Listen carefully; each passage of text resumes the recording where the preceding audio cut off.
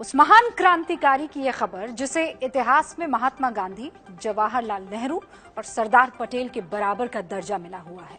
बात उसकी जिसने हिंदू मुस्लिम एकता के लिए न जाने कितने लेख लिखे और कितनी तकरीरें की। जिक्र उस राजनेता का जिसने देश में आईआईटी, आईआईएम और यूजीसी जैसी संस्थाओं की नींव रखी, देश के पहले शिक्षा मंत्री बने, जिनकी याद में हर साल 11 नवंबर को शिक्षा दिवस मनाया जाता है। लेकिन इस शख्सियत को उनकी जयंती पर जब याद करने की बारी आई तो सांसद कितने थे संसद में, सेंट्रल हॉल में? अजीब नजारा जब आप भी देखेंगे तो 5 लाइनों में पूरी खबर को आप जान लीजिए। 11 नवंबर यानी कल देश में मौलाना अबुल कलाम आजाद की 130वीं जयंती मनाई गई। आयोजित कार्यक्रम में सिर्फ और सिर्फ 3 सांसद पहुंचे। श्रद्धांजलि देने सिर्फ गुलाम नबी आजाद, विजय गोयल और सत्यनारायण जटिया पहुंचे। पीएम मोदी मौलाना आजाद को ऐसा नेता बता चुके हैं जिन्हें परिवारवाद की राजनीति में भुला दिया गया। मक्का में जन्मे मौलाना आजाद नेहरू कैबिनेट में 1947 से 1958 तक शिक्षा मंत्री रहे थे।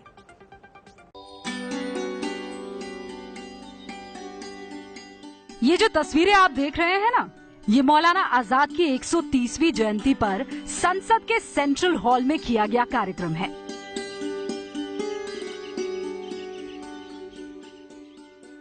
श्रद्धांजलि देने सिर्फ 3 सांसद पहुंचे। जी, सिर्फ 3। पहले, दूसरे और तीसरे। यानी जिस प्रखर राष्ट्रवादी राजनेता ने देश की आजादी में अहम भूमिका निभाई, उसे याद करने का वक्त सांसद नहीं निकाल पाए। लोकसभा और राज्यसभा को मिलाकर इस वक्त कुल 778 सांसद हैं और इन तमाम सांसदों के वेतन भत्तों और सुख सुविधाओं पर सरकारी खजाने से बीते 4 सालों में 19 अरब 97 करोड़ रुपए खर्च हुए हैं। लेकिन इन सब सुविधाओं के बाद भी सांसद मौलाना आजाद की याद में किए गए कार्यक्रम में नहीं पहुंच पाए। वो तो बहुत ही अफसोस हुआ कि 2 एमपी थे कुल, मैं और एक एमओएस पार्लियामेंट्री अफेयर्स, और तो कोई पार्लियामेंट की तरफ से था नहीं, और सत्यनारायण जी के 3 एमपी थे। किसने भुला दिया सत्ता में आकर, वो तो अंदाजा आप लगा ही सकते हैं। आज तो होना चाहिए था उनको। हर पार्टी ने मौलाना आजाद को भुला दिया। हालांकि संसदीय कार्य राज्य मंत्री सांसदों का बचाव करते दिखे। संसद का सत्र नहीं चल रहा है, इसलिए मैं समझता हूँ सांसद अपने अपने क्षेत्र में होंगे, शायद इसलिए उसमें कम होंगे। तो क्या मौलाना आजाद के जरिए कोई वोट बैंक नहीं सधता, इसीलिए उनकी कोई पूछ नहीं रही? लगता तो यही है।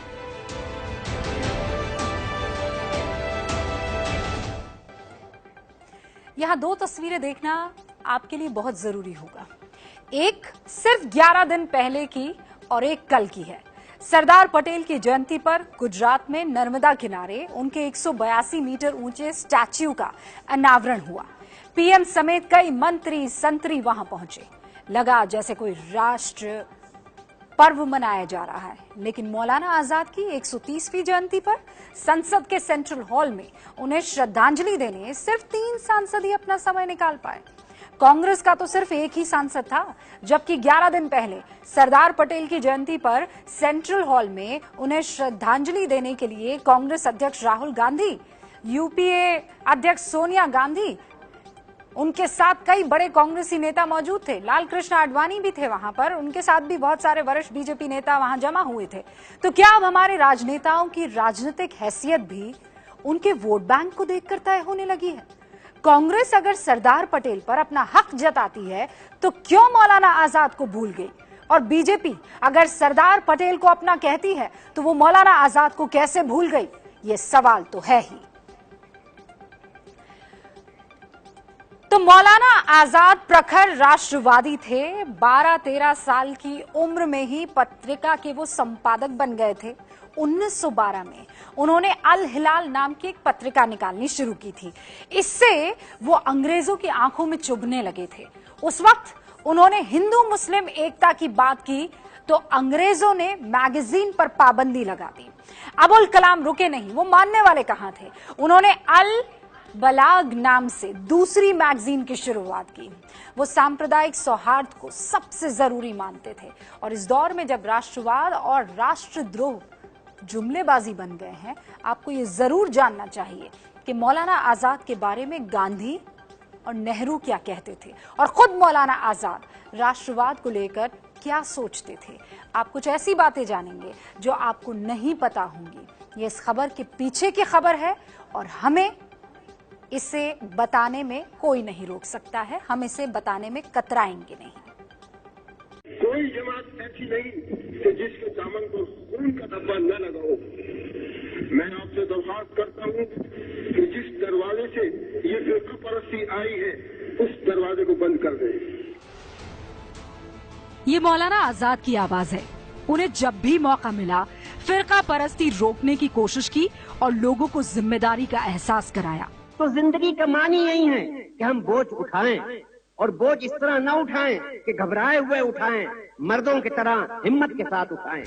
जब देश बट रहा था उस वक्त भी हिंदू मुस्लिम एकता के सबसे बड़े पैरोकार थे मौलाना आजाद। 1947 में बकरीद पर जामा मस्जिद पर उनका भाषण ऐतिहासिक था। उसे सुनकर पाकिस्तान जा रहे हजारों मुसलमान यहीं रुक गए थे। उन्होंने कहा था, आखिर कहाँ जा रहे हो और क्यों जा रहे हो? ये देखो, मस्जिद की मीनारें तुमसे उचककर सवाल कर रही हैं कि तुमने अपनी तारीख के सफ़हात को कहाँ गुम कर दिया है। अभी कल की बात है कि यहीं जमुना के किनारे तुम्हारे काफिलों ने वजू किया था। 1921 में आगरा के अल हिलाल मैगजीन में मौलाना आजाद ने लिखा, मैं ये बताना चाहता हूँ कि मैंने अपना सबसे पहला लक्ष्य हिंदू मुस्लिम एकता रखा है। मैं दृढ़ता के साथ मुसलमानों से कहना चाहूँगा कि ये उनका कर्तव्य है कि वो हिंदुओं के साथ प्रेम और भाईचारे का रिश्ता कायम करें, जिससे हम एक सफल राष्ट्र का निर्माण कर सकेंगे। नेहरू जी से लेकर महात्मा गांधी तक मौलाना आजाद के मुरीद थे। नेहरू जी ने डिस्कवरी ऑफ इंडिया में लिखा, भारत में राष्ट्रवाद के बारे में छिड़ी नई बहसों को देखते हुए मौलाना आजाद जैसी शख्सियतों के बारे में पढ़ने पढ़ाने की जरूरत है। 18 मई 1940 को सेवाग्राम में गांधी जी ने मौलाना आजाद के बारे में लिखा, इस्लाम का जितना ज्ञान उन्हें है उससे अधिक किसी को नहीं होगा। उनकी जितनी दृढ़ श्रद्धा इस्लाम में है उतनी ही दृढ़ श्रद्धा राष्ट्रवादिता में भी है। लेकिन राष्ट्रवाद का यह असल ब्रांड एम्बेसडर खोखली बहस और नारेबाजी के बीच सांसदों को भी याद नहीं रहा। ये देश का दुर्भाग्य ही है। आपको कभी मौका मिले तो जामा मस्जिद पर मौलाना आजाद का दिया भाषण जरूर पढ़िएगा। इसी भाषण में हजारों मुसलमान से उन्होंने कहा था कि आओ कसम खा लो कि ये मुल्क हमारा है, हम इसी के लिए हैं और उसकी तकदीर के बुनियादी फैसले हमारी आवाज के बगैर अधूरे ही रहेंगे। लेकिन ये भी सच है कि आज कहां किसी को मौलाना आजाद याद है, उनकी बातें याद है। वो कई साल तक कांग्रेस के अध्यक्ष रहे, लेकिन संसद में उनकी जयंती पर सिर्फ एक कांग्रेसी सांसद पहुंचा। ये देश का दुर्भाग्य है और इस खबर का मास्टर स्ट्रोक यही है कि वोट बैंक के चक्कर में मौलाना आजाद का अपमान हुआ है। ये है एबीपी न्यूज, आपको रखे आगे।